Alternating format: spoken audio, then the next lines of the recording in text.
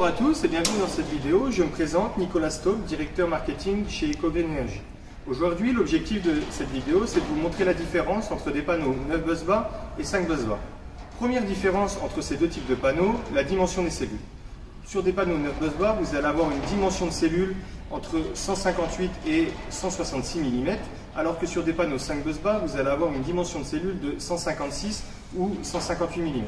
L'avantage d'avoir une superficie de cellules qui va être plus élevée, ça va vous permettre d'avoir une puissance par panneau qui va être plus élevée. Par exemple, sur des panneaux 9 busbars, on va atteindre une puissance maximale de 455 watts, alors que sur des panneaux 5 busbars, on va atteindre une puissance maximale de 400 watts.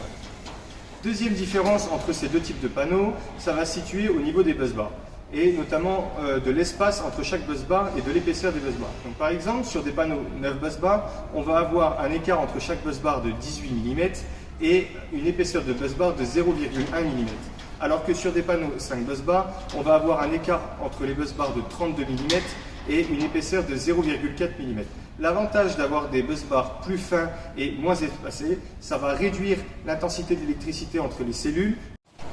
Troisième différence pour ces deux types de panneaux, elle va se situer au nombre de séries de cellules pour chaque type de panneau. Donc vous allez avoir un plus grand nombre de séries sur des panneaux 9 busbars que sur des panneaux 5 busbars. Le principal avantage, c'est que par exemple, ça va être au niveau de l'ombrage. C'est-à-dire que par exemple, si je pose ma main sur ce panneau et qu'on couvre cette surface de cellules par de l'ombre ou par un arbre ou autre chose, ça va réduire l'efficacité de votre panneau aux alentours de 16%, alors que la même surface couverte par de l'ombre sur un panneau 5 busbars va décroître la puissance de votre panneau de 33%. Quatrième différence entre ces deux types de panneaux, ça va se situer au niveau de la boîte de jonction. Sur des panneaux 5 busbars, vous allez avoir une boîte de jonction unique qui va se situer tout en haut de votre panneau, alors que sur un panneau 9 busbars, vous allez avoir une boîte de jonction divisée en 3 parties et située au milieu de votre panneau. L'avantage, c'est que ça va couper votre panneau en 2 parties.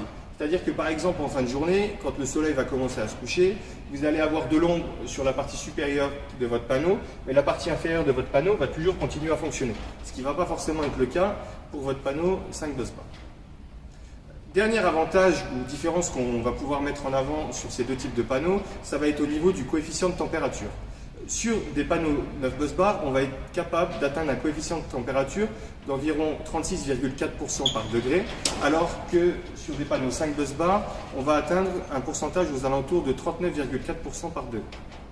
Merci à tous d'avoir regardé cette vidéo, j'espère que ça vous aura plu.